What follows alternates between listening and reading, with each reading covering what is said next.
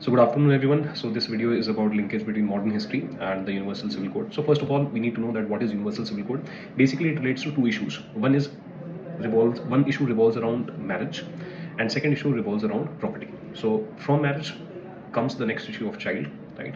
And then comes the issue of, for example, divorce, and accordingly issues related to alimony, issues related to child custody, and with respect to property, the issue it is of inheritance. That is whether the women they will be getting equal share of rights, or for example, if we take world history into account, then there was a time in France when the elder son used to get more share of property as compared to the younger sons, right? So basically issues related to inheritance, which are not just limited to women but also to men, right?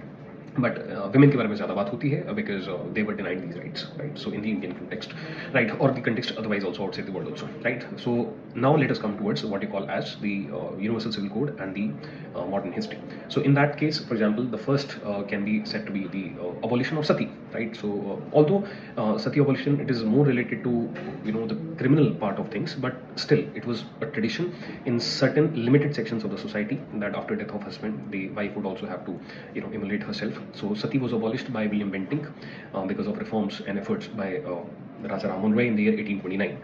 Second, we can talk about Hindu Widow Remarriages Act of 1856, which basically legalized the remarriage among the Hindus, right, for women. Next, for example, Age of Consent Act, which came in 1861. It basically set the minimum age of consummation of marriage to 10 years. Then came Age of Consent Act of 1891, which created a lot of controversy between orthodox sections and the reformist sections, but ultimately it got converted into an act, and it set the minimum age of consummation of marriage to 12 years of age, right? Then came the Shada Act in 1929, which is also known as Child Marriage Restraint Act of 1929, which set the minimum age of marriage for boys at 18 years of age and for girls at 14 years of age.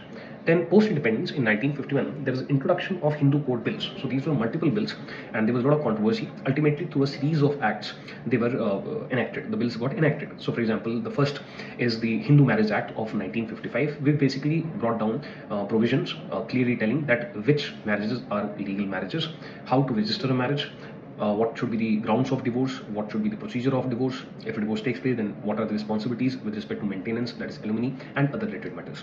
Next was the Hindu Succession Act of 1956, which basically gave equal share in ancestral property to the women and therefore furthered the rights of the women, right to property of women. Next was Hindu Minority and Guardianship Act 1956. It is smaller, but it relates to the issues related to guardianship and custody of the minor children in the Hindu families. Apart from this, regarding adoption, there was Hindu Adoptions and Maintenance Act, which came in 1956, which basically tells what are the procedures for adoption, right, and where can adoption take place, where can adoption not take place. So basically, ultimately, these are the Hindu code bills.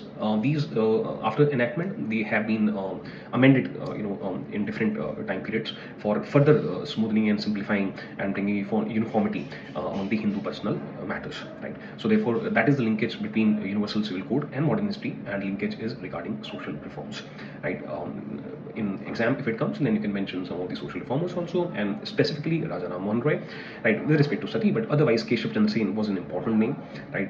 Ishwar Chandra Vidyasagar was a very important name, right? Then M.G. Ranade was also an important name. Jyotiba Phule, Savitribai Phule, they were also important names. Then among the Muslim social reformers, for example, Sir Syed Ahmad Khan, he talked against the child marriage. He talked in favor of widow marriage. He was against polygamy. He was against triple talaq. He was against parda. So his name can also be added. So that was the thing from my side. Thank you. God bless you. Take care. See you. Bye.